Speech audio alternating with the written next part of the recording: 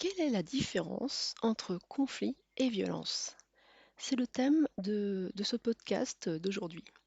Mais avant de commencer, et une fois n'est pas coutume, je vais me présenter. Je m'appelle Catherine Dang et je suis psychopraticienne jungienne, sophrologue et art thérapeute. Je travaille en Seine-et-Marne. Je fais des capsules de temps en temps pour partager ma façon de voir le monde, le monde qui forge l'éthique professionnelle à la base de ma façon d'accompagner et de transmettre.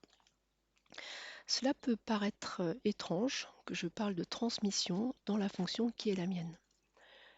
Il faut savoir que un thérapeute, une thérapeute, dans le domaine de la psychologie n'est jamais une personne neutre. Euh, Nous travaillons sur nous de façon à nous mettre en creux quand cela est nécessaire, mais surtout de façon à ne pas teinter, du moins au minimum, la relation avec nos patients, de nos affects et de nos états d'âme. Mais notre façon d'accompagner n'est jamais neutre. Et à domaine de compétences égales, chaque thérapeute est différent. Et je ne parle pas de son style, hein, doux, non directif, directif, animé, punchy. Non, je parle de son noyau éthique personnel et professionnel depuis, depuis lequel sa parole se déploie. Cette parole que l'on travaille à amoindrir de notre part d'intention, d'intentionnalité, de notre part de désir, qui est de façon structurelle et structurante, et dont cette parole est porteuse. Mais elle en reste porteuse. Donc, l'éthique qui est à la base de ma posture, de mon positionnement et de ma parole, c'est celle de la responsabilité, au sens de notre contribution consciente ou non consciente aux événements qui ponctuent nos vies. Ce thème, la responsabilité, c'est le noyau, la première fractale de la chaîne Clafoutis et compagnie.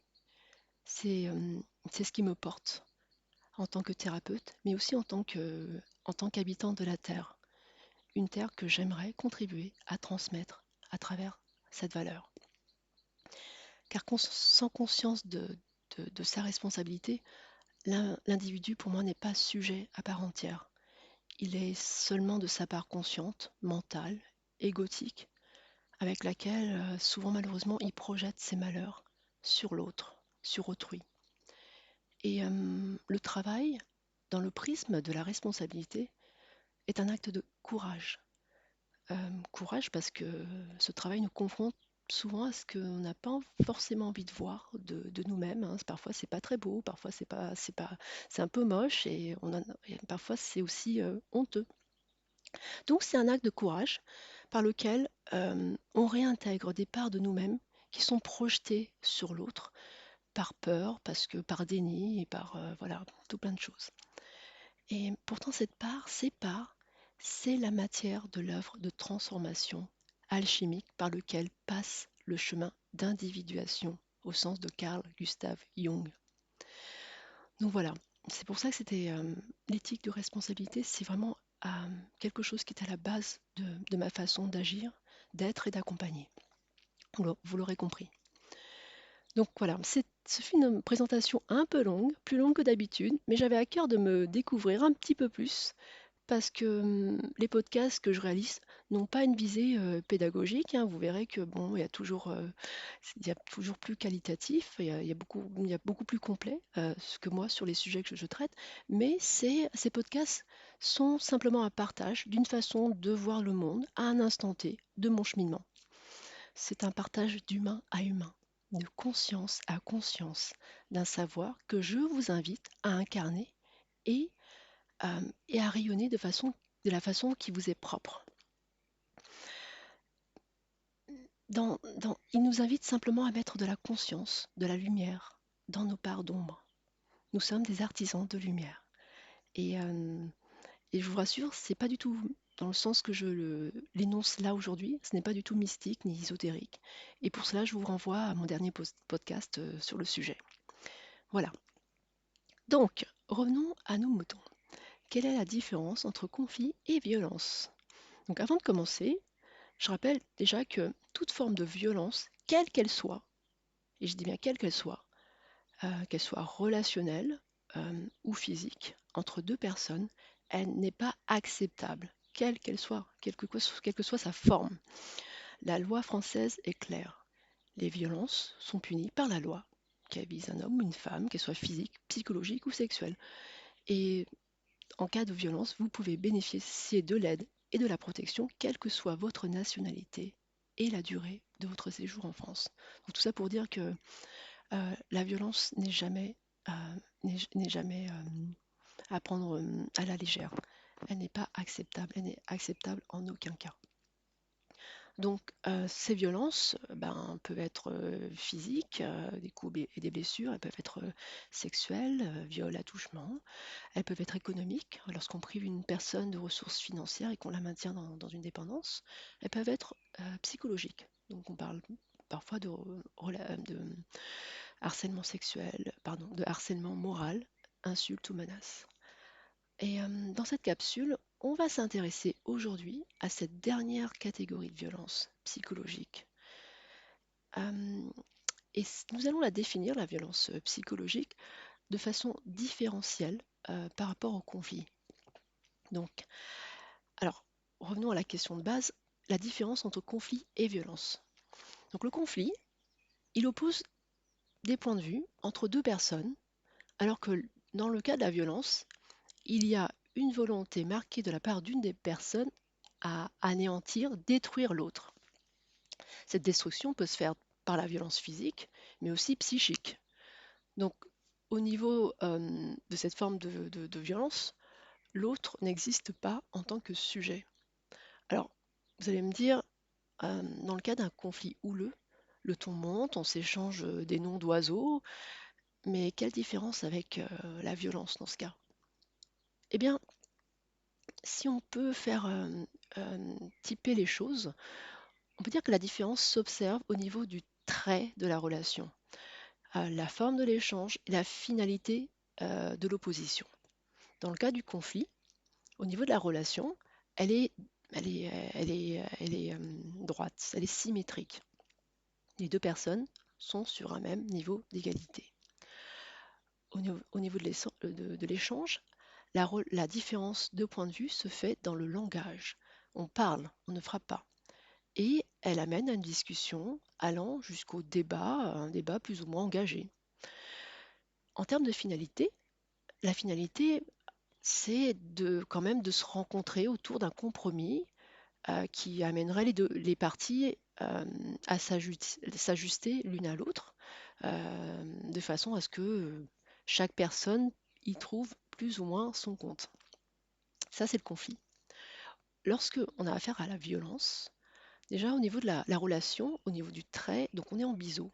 Elle n'est pas symétrique, elle est asymétrique. On a par exemple à affaire à une relation de dépendance, que ce soit affectif ou économique, ou les deux.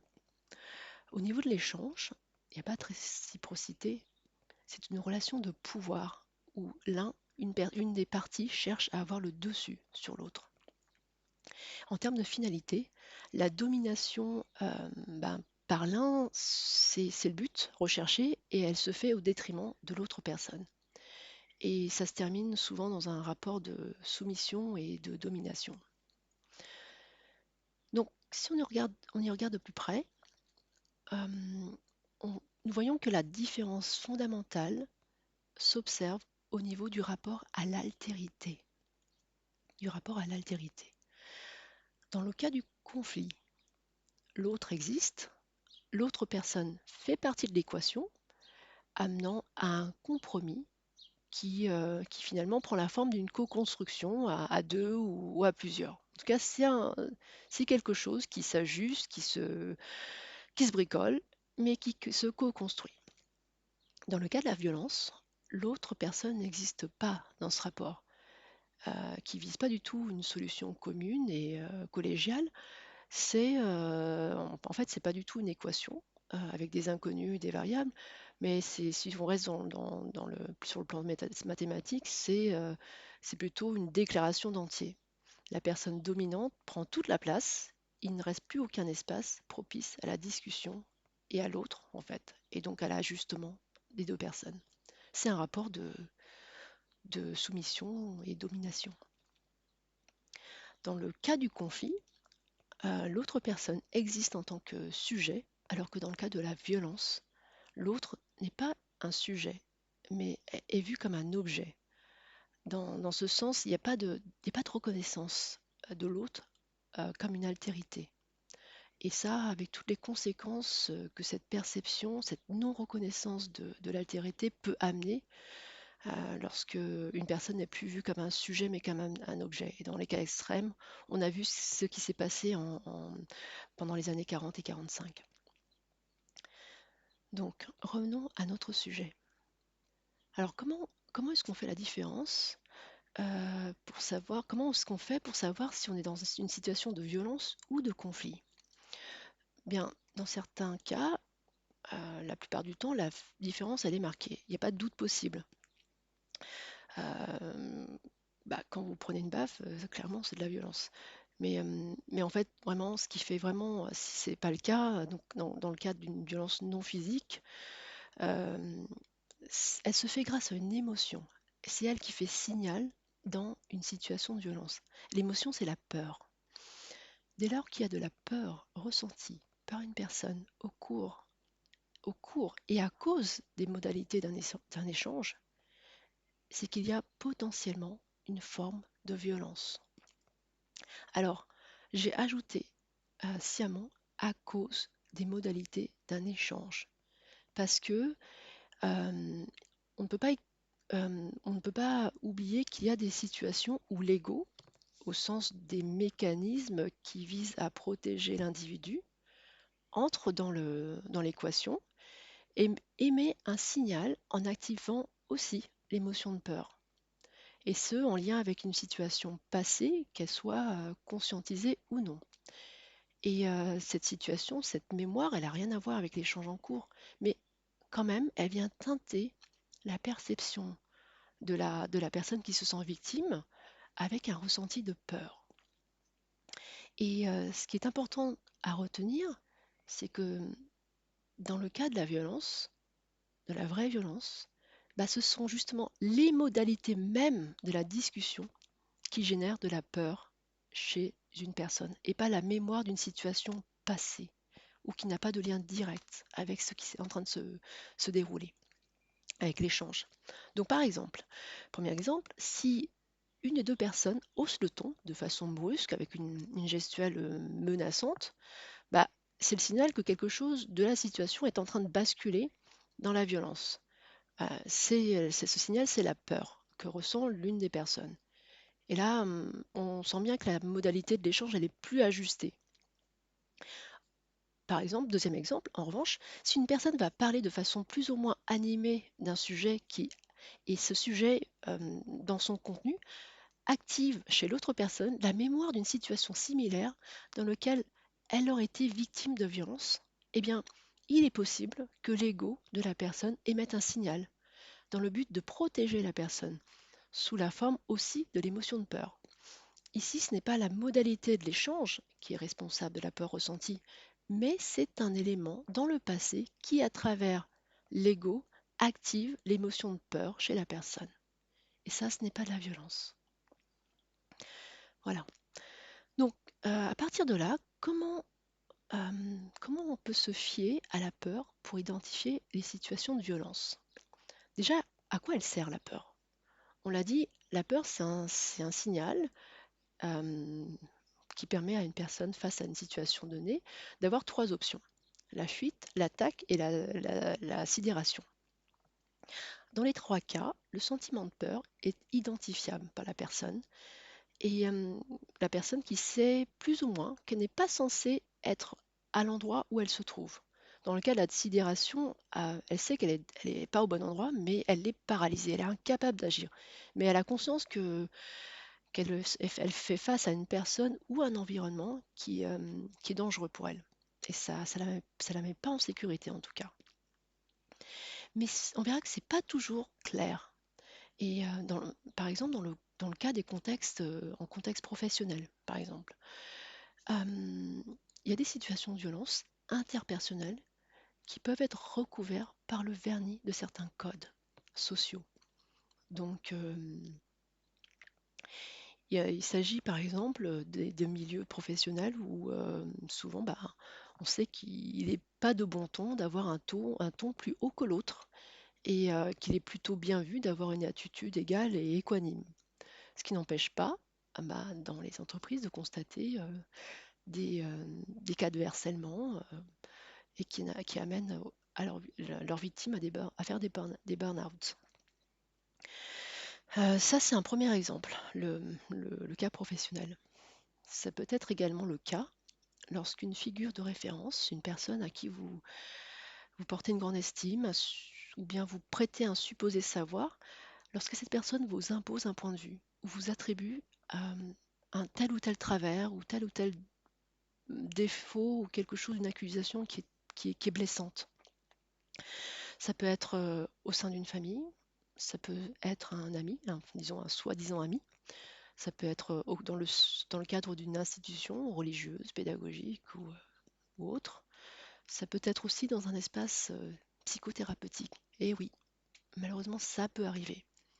Et la personne peut agir de façon consciente. Et là, il n'y a pas de question à se poser, hein, fuyez. C'est pas, ne restez pas, fuyez. Mais elle peut aussi, le thérapeute, agir de façon totalement inconsciente par le biais de son ego. En tout cas, elle le fait consciemment, mais elle le fait sans intention de faire mal, mais par ego. Mais ça reste destructeur. Par exemple, il peut arriver des thérapeutes qui ne travaillent pas sur eux et qui vont, sans le savoir, projeter leurs failles, leurs blessures narcissiques sur son patient, sur ses patients, et sur un patient par exemple, et cette thérapeute, pourrait attribuer à son patient des divers défauts divers et variés, le taguer par exemple de manipulation, de caractère contrôlant. Entre parenthèses, déjà, quand la personne est directive, ça doit vous mettre un peu la puce à l'oreille parce qu'un thérapeute, à moins qu'il soit coach, n'est pas censé être directif. Il est censé respecter votre espace et votre de singularité. Bon, bref, parenthèse fermée, dans ce cas-là, fuir. Eh bien, dans ce contexte-là, la personne qui vient consulter, elle est déjà en position de vulnérabilité. Sinon, on ne viendrait pas, hein. Et en plus, en vulnérabilité, parce que là, elle se met à nu, elle ouvre son intériorité à son thérapeute, en qui elle a complètement confiance. Et, euh, et donc, peut-être par dépendance affective ou par jeu de transfert, qui peut être très très puissant à ce moment-là, elle va recevoir toutes les projections du thérapeute, des injonctions d'une personne qu'elle identifie comme un sachant, avec un supposé savoir, et elle va le recevoir de façon très brutale. Et ça peut être très très très très destructeur pour elle. Donc voilà, ça c'est deux exemples, c'est pas les seuls, mais il y en a d'autres. Mais ce sont les deux exemples qui me viennent à l'esprit. Donc pourquoi ces exemples? C'est pour vous montrer que finalement la peur, elle n'est pas forcément un signal toujours suffisant pour qualifier une situation de violence interpersonnelle. Dans les deux derniers exemples, la victime peut ne pas ressentir de la peur et être dans l'incapacité d'identifier qu'elle est dans un processus qui est en train de la détruire à petit feu. Parce que le signal de peur, ici, dans ces cas-là, est quelque sorte de quelque façon endormi, anesthésié par un élément, des facettes qui sont socialement perçues comme acceptables. Dans le premier cas, le cas professionnel, ça peut être une phrase assassine, un commentaire sur la valeur d'une personne, d'un travail, d'un collaborateur, prononcé avec toutes les formes de politesse et de bienséance qui vont bien, avec un grand sourire. Dans le second cas, le persécuteur est drapé d'un halo de légitimité, de supériorité auto-attribuée ou prêtée par la victime elle-même, hein, mais en lien avec le fait qu'elle investit son bourreau d'un rôle de figure d'autorité qui inhibe ou altère sa capacité de jugement. Dans tous les cas, ça peut parler de perversité narcissique. Et mais c'est vraiment des cas extrêmes, hein. Et parce que fort heureusement, même si le terme perversion narcissique est vraiment très à la mode, dans la majorité des cas, on n'a pas affaire à un pervers ou une perverse narcissique, mais à une personne, mais à une personne dont les mécanismes de défense s'expriment à travers des comportements ambigus, inconscients dans leur, enfin, ambigus, inconscients dans leur finalité, mais qui font partie du trouble de la personnalité perverse narcissique. Voilà, la personne elle peut agir sans intention de faire mal ou de blesser, mais plus ou moins consciemment à travers son ego. Voilà. Donc les conséquences de cette situation, de ces situations de violence interpersonnelle, bah, elles engagent chez la personne un processus à bas bruit de destruction intérieure à force de remise en cause, de sentiments d'infériorité, de ressenti d'invalidation, de non-existence. Petit à petit, la personne s'isole parce qu'elle est responsable elle se sent responsable de son propre mal-être. Bah, il y a pas de peur. Donc, s'il n'y a pas de peur, il n'y a pas de signal de danger. Donc, ça ne peut pas venir de l'extérieur, ça ne vient que d'elle. Donc, petit à petit, la personne se laisse détruire et elle s'étiole. Et malheureusement, cette difficulté d'identification claire des violences interpersonnelles qui s'expriment de façon détournée et non assumée amène à des prises de conscience tardives, souvent tardives malheureusement. Et, euh, et ça se fait quand le processus de destruction est déjà largement engagé. Alors comment on fait pour identifier ces cas-là? Eh bien, ce qui rend l'identification difficile, c'est le décalage entre ce qui est manifestement exprimé et le ressenti désagréable que la victime peut éprouver au cours de l'échange. Donc là, on se retrouve dans ce qu'on disait tout à l'heure hein, à propos de quelque chose dans les modalités de l'échange qui n'est pas tout à fait ajusté à ce qui est en train de se passer, à l'échange, à la discussion en cours. Il y a quelque chose dans les modalités qui ne vont pas, quoi. Alors, essayez d'être attentif à l'ambiguïté émotionnelle que ça suscite en vous. Souvent, le corps, il ment pas. Le mental, lui, il peut se dire plein de choses pour se rassurer, mais, euh, mais il y a toujours quelque chose du corps qui peut faire signal. Par exemple, le corps qui peut essayer d'échapper à une situation, rater le rendez-vous avec votre supérieur, vous allez manquer votre train, vous allez manquer quelque chose, votre voiture va tomber en panne. En tout cas, vous- comme ce qui se passe à l'intérieur de vous va remanier comme un système l'extérieur, eh bien, la personne va s'arranger inconsciemment pour manquer cette entrevue. Parce qu'en plus du fait que vous ressentez, attention, euh, ça c'est vraiment dans le cas où il y a un malaise dans la situation. Ça s'applique pas du tout dans le cas où vous avez tout simplement pas envie d'aller voir votre chef, hein. Ça c'est autre chose. Donc voilà, ça, un autre exemple par exemple, c'est vous avez par exemple mal au ventre quand vous allez voir quelqu'un que vous n'avez pas envie de voir et que vous ne le conscientisez pas, mais votre corps qui est là vraiment comme serait un réceptacle, il le ressent. Vous ne le conscientisez pas, mais votre corps sait. Et si vous avez mal au ventre, bah, ça touche la sphère intestinale. Et cette partie-là, c'est le deuxième cerveau, c'est le plus archaïque. D'ailleurs, on parle de peur viscérale, n'est-ce pas? Donc je sais que c'est pas facile, mais le but de cette capsule, c'était vraiment de marquer la différence entre conflit et violence. Et pas forcément destiné à faire le focus sur les différentes typologies de violence interpersonnelles ou interrelationnelles. Mais par contre, je terminerai sur ce qui fait vraiment la signature de cette chaîne, et ce par quoi j'ai commencé d'ailleurs, qui est celle de l'éthique professionnelle qui est à la base de ma façon d'accompagner les personnes. C'est de relier le thème de cette capsule à la notion de responsabilité. Alors, à certains moments de cette capsule, vous avez dû entendre les termes de victime, de persécuteur. J'ai pas parlé de sauveur, mais ce que j'ai présenté s'inscrit dans le triangle de Karman.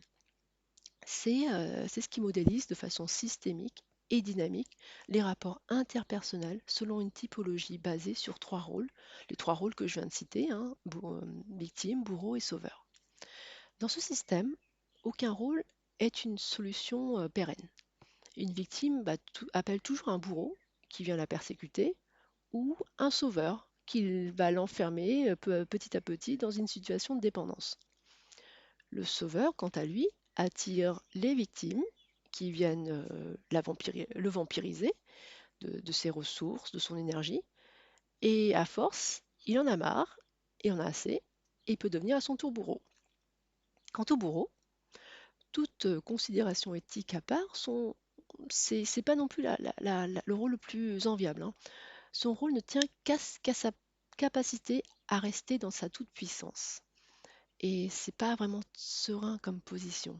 Et la vie étant ce qu'elle est, le bourreau finira toujours par tomber sur plus fort que lui et devenir à son tour victime. Donc vous l'avez compris, l'objectif c'est de sortir du triangle de Karpman. Mais comment? Eh bien, en observant sa responsabilité dans les événements que l'on subit. C'est vrai que c'est peut-être difficile à entendre, mais par exemple, une personne victime d'emprise, de manipulation, de domination, c'est une personne qui a aussi laissé un terreau propice à la germination de cette situation. C'est une personne qui, à un certain moment donné, au cours de sa vie, a manqué de quelque chose, d'amour, de reconnaissance, et ce creux va aspirer, créer une force d'aspiration qui va appeler une personne qui va répondre pile poil à ce manque-là et qui va avoir, par exemple, les apparences d'un sauveur euh, venant remplir ce qui manque jusqu'à un certain point. Euh, et cette personne-là, elle va le faire de façon plus ou moins consciente euh, jusqu'à devenir elle-même bourreau.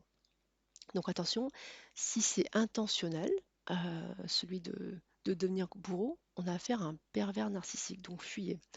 Mais si ça ne l'est pas, euh, il se peut aussi que la personne, le futur bourreau, agit à travers un ego blessé, consciemment ou pas, et devient à son tour bourreau. Donc c'est vrai que c'est un raccourci, voilà, c'est pas le propos de parler du triangle de Karpman. Peut-être que je ferai une autre capsule pour développer davantage ce thème. Mais l'idée, c'est qu'à part si une comète nous tombe sur la tête, tout ce qui nous arrive sur le plan interpersonnel, interrelationnel, n'est ni hasard, ni fatalité. Il faut avoir le courage de remonter à la cause de notre responsabilité. Et là, je paraphrase Carl Gustav Jung, et là, remonter à la cause de notre responsabilité pour transformer le destin en destinée. Je vous remercie de m'avoir écouté et je vous souhaite une très bonne soirée. Au revoir.